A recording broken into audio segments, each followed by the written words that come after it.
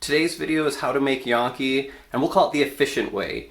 And I say that because if you look up another gnocchi recipe, it'll still cost you $1.50 a day to eat that gnocchi recipe. The key ingredients are the same, but the big difference is I don't use a potato ricer, and I kind of quickly mix it using a stand mixer. So I won't feel offended if you use someone else's recipe. This is just a really quick way to make gnocchi. I think it took me like 10 or 15 minutes. I'm gonna jump into this with the potatoes already cooked, so nothing too interesting. I boiled 4 potatoes for 20-30 minutes.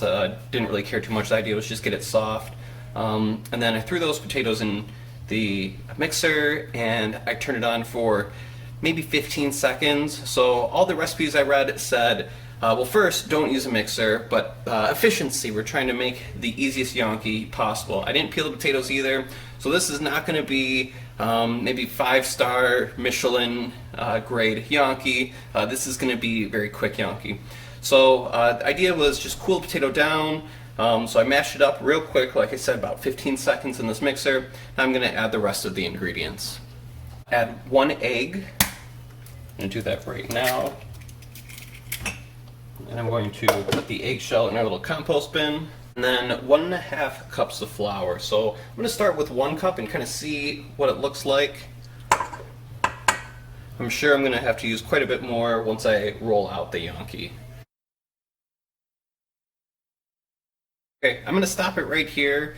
I don't want it to be over stirred, so this looks pretty good. I think I'm ready to roll this out. I'm going to flour this down a little bit, flour my hands down, and then move. I'm going to just put like a good handful on this board. So what they say to do is now roll this out. This is generally what we want this to look like. I am now going to cut this, so take our knife, trying to cut them into gnocchi shapes. So you can actually throw these in just as you see them right now, or you can do something a bit fancier with it. So show you, say to use the back of a fork, kind of get that groove shape. So let's do another one. I might do this for a few more, or I'm going to be efficient and call it a day and throw these in the boiling water. I'm going to do this in batches because the kid is hungry and the kid needs to eat. So, this is what we made just a moment ago. I'm going to toss in. This water was boiling. We've already made a first batch, so you guys are going to watch the second batch. Like I said, these look like they're a bit sticky. Add more flour than I did. These will be ready in about 2 minutes. You'll see they'll float, and I was told let it cook for a little bit longer, and after it starts floating. I'm going to take this out, put it in a bowl, and put some sauce right on it.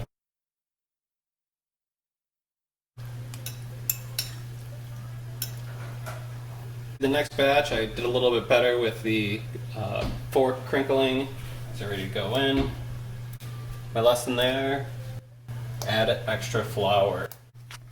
Leonardo, how's it going? Wow, you did pretty good.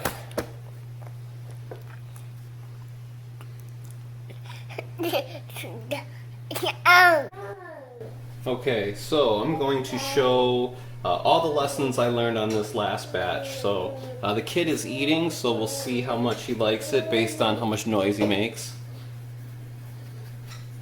So rolling this out, I'm adding more flour. Lesson learned, add some more flour. Get a little bit everywhere. Oh, I still might have to do 2 batches, we'll see. I think I like these thinner.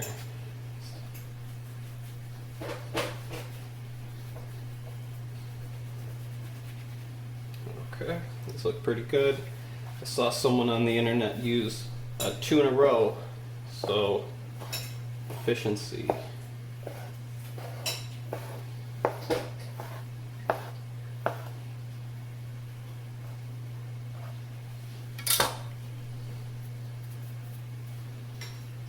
And then just lazily putting some fork marks in these.